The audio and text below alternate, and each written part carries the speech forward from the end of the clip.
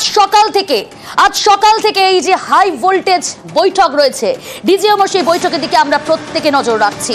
ভারত পাকিস্তানের বৈঠক, সামরিক বিরতি চলছে। এই সামরিক বিরতির মাঝেই আজকে 43 ঘন্টা পর দুপুর 12টায় যে গুরুত্বপূর্ণ বৈঠক রয়েছে, সেই বৈঠকেই ঠিক হবে যে সামরিক বিরতি স্থায়ী হচ্ছে কিনা, কোন কোন শর্তে সাময়িক বিরতি স্থায়ী থাকবে নাকি দীর্ঘস্থায়ী হবে, এই সমস্ত বিষয় উঠে আসবে।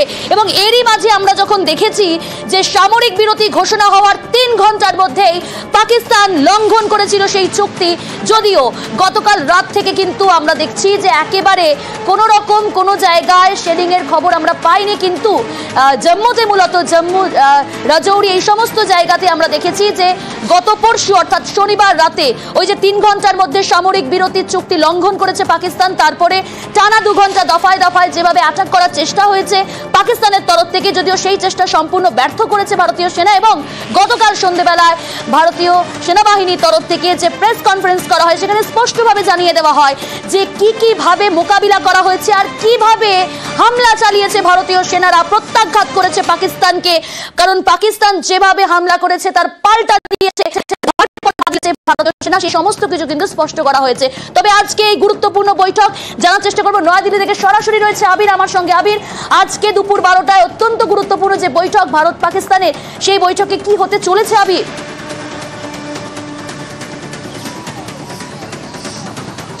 প্রথমত হচ্ছে এই বৈঠকটা কূটনৈতিক বা এই বৈঠকটা রাজনৈতিক নয়, এই বৈঠকটা হবে হচ্ছে সামরিক ক্ষেত্রে এবং দুই দেশের যারা ডিজিএমও তারা এই বৈঠকটি করবেন। দ্বিতীয়ত হচ্ছে ভারত এই বৈঠকের ক্ষেত্রে পাকিস্তান কোনো পূর্ব উল্লেখিত শর্ত নিয়ে আসলে ভারত সেটা একেবারেই খারিজ করে দেবে এবং ভারতের সেই খারিজ করার জায়গা এবং রাস্তা দুটোই তৈরি রয়েছে। ভারত এই বৈঠক শুরুই করবে দুটো বিষয়ের উপর, এক পিওকে ফেরত, দুই হচ্ছে লস্কর এবং জৈশের যারা মাথারা রয়েছেন তাদেরকে ভারতের হাতে তুলে দিতে হবে।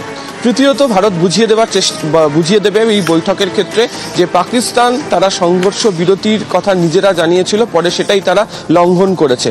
এছাড়া ভারত সন্ত্রাসবাদের বিরুদ্ধে মোকাবিলা করতে গিয়ে যে ধরনের আক্রমণ করেছে তাতে পাকিস্তানের কার্যত বায়ুসেনা ঘাঁটি থেকে শুরু করে একাধিক মিলিটারি পরিকাঠামো তা কার্যত ধ্বংস হয়ে গিয়েছে। ফলে আগামী দিনে ভারতের সাথে যদি পাকিস্তান এই ধরনের আচরণ করার চেষ্টা করে তাহলে সন্ত্রাসবাদের বিরুদ্ধে ভারতেই একই রকম রাস্তা নেবে। গতকাল সন্ধ্যাতেই হচ্ছে 3 বাহিনীর ডিজিএমও যে সাংবাদিক সম্মেলন করেন, সেখানে ভারতের তরফ থেকে সমস্ত তথ্য প্রমাণ প্রকাশ্যে আনা হয়, দেখিয়ে দেওয়া হয়।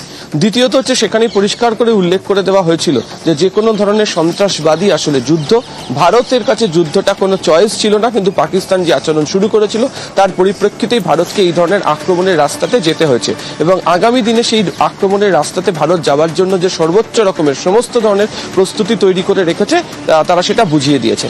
অনেকেই বলছেন বিদেশ এবং প্রতিরক্ষা মন্ত্রকের কর্তারা যে পাকিস্তানের মধ্যে আসলে 3 ধরনের পাকিস্তান কার্যত ঘোরাফেরা করছে। এক, যেটা হচ্ছে পাকিস্তানের প্রশাসনিক দিক, 2 একটা হচ্ছে আইএসআই এবং সেনার দিক থেকে, আর 3 নম্বর হচ্ছে এই যে সন্ত্রাসবাদী সংগঠনগুলো, যে জঙ্গি গোষ্ঠীগুলো দীর্ঘদিন ধরে পাকিস্তানে রয়ে গিয়েছে তারা।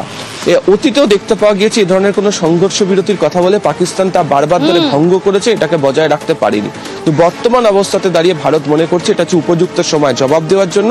ফলে আজকে ডিজিএমও বৈঠকের শুরুতেই ভারত সেই উপযুক্ত জবাব দেওয়ার জায়গা তৈরি করে রেখেছে। উপযুক্ত জবাব যে দেওয়া হবে সেটা বুঝিয়েই বৈঠক শুরু হবে। বেশ, আজ ভারত পাক ডিজিএমও পর্যায়ের বৈঠক, হটলাইনে 2 দেশের ডিজিএমওদের বৈঠক। শনিবার থেকে ভারত পাক সামরিক বিরতি, ভারতের অপারেশন সিঁদুরে নাস্তানাবুদ পাকিস্তান, প্রত্যাঘাতে তছনছ পাকিস্তানের নিষ্কৃতি চেয়ে আরজি। আজকের এই দুপুর বেলায় দুপুর 12টায় গুরুত্বপূর্ণ বৈঠকে কিন্তু আমাদের প্রত্যেকের নজর রয়েছে।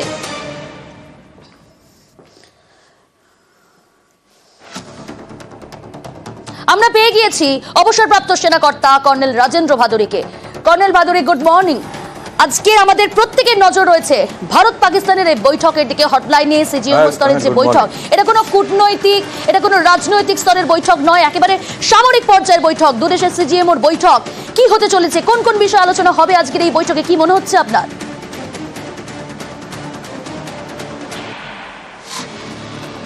দেখুন, যেমন আপনি বললেন এটা সামরিক একটা মিটিং, তো DGMO to DGMO military level talks হবে। আমাদের মিলিটারি স্ট্যান্ড পয়েন্ট থেকে যা আমাদের রিকোয়ারমেন্ট বা যা আমাদের স্টেটমেন্ট, সেটা আমাদের ডিজিএমও ওদের ডিজিএমওকে জানাবে, ওদের ডিজিএমও ওদের মিলিটারি পার্সপেক্টিভটা আমাদের ডিজিএমওকে জানাবে।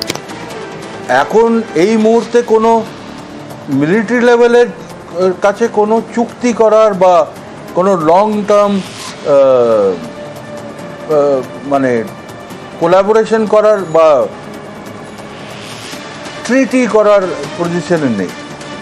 মিলিটারি টু লেভেল মিলিটারি টক্সে শুধু এই এমটা অ্যাচিভ করার চেষ্টা করা হবে যে এই মুহূর্তে যে সিজ ফায়ার পজিশনটা এখতিয়ার করা আছে, যে সিচুয়েশনটা অ্যাট প্রেজেন্ট আছে, ওই স্টেটাস কোয়া অ্যান্টে মেনটেন করার দরকার। আমাদের ডিজিএমও ওদের ডিজিএমওকে জানাবে।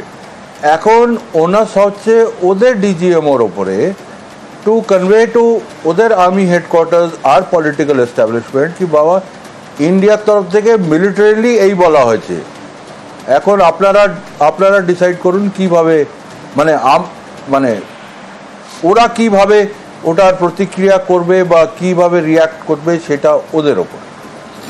বেশ, সঙ্গে থাকুন।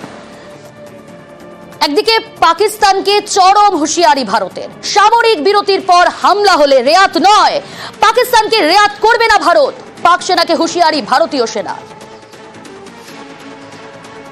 We have earlier today sent another hotline message to my counterpart highlighting these violations of the understanding between the DGMOs on the 10th of May and our firm and clear intent to respond to these fiercely and punitively, if repeated tonight, subsequently or later. That the Chief of Army Staff has earlier today conducted a security review and has granted full authority to our army commanders for counter actions in the kinetic domain in case of any violation by Pakistan.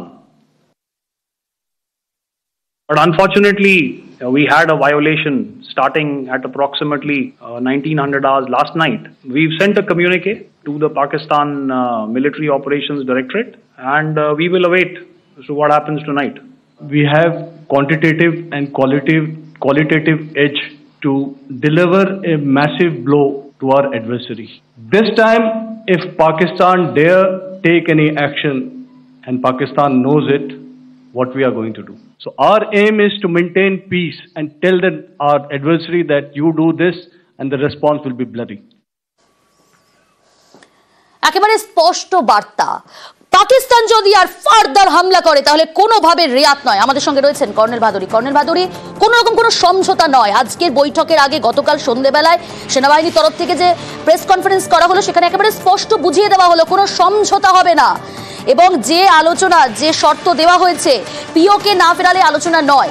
একই সঙ্গে কথাও বলে দেওয়া হলো যে জঙ্গি দমন, জঙ্গি ঘাঁটি যেমন ধ্বংস করা হয়েছে, অপারেশন সিঁদুর চলবে যতক্ষণ না পর্যন্ত জঙ্গিদের শেষ নিকেশ করা হবে।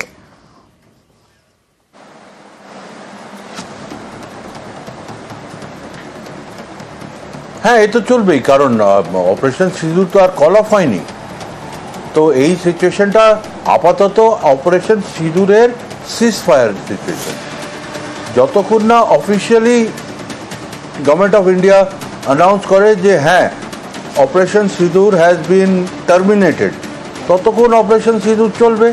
ততক্ষণ আমরা যা অ্যাকশনস নেব পাকিস্তানের বিরুদ্ধে ওটা আন্ডার অপারেশন সিঁদুরই থাকবে। ওটা অপারেশন সিঁদুর ফেজ 1, আমার হিসেবে অপারেশন সিঁদুর ফেজ 1 আর ফেজ 2 হয়েছে, তারপরে যুদ্ধবিরাম হয়েছে, মানে সিজ ফায়ার হয়েছে। এখন ফেজ 3, ফেজ 4 মানে সাবসিকুয়েন্ট প্ল্যানিং। আর পাকিস্তান যা অ্যাকশনস নেবে সেই অ্যাকশনসের ওপরে ডিপেন্ড করে একটা এসকেলেশন ম্যাট্রিক্স তৈরি হবে। আর সেই হিসেবে পাকিস্তান যেভাবে ওই দিক থেকে রিয়াক্ট করবে আমরা এসকেলেশন ওই হিসেবে করব।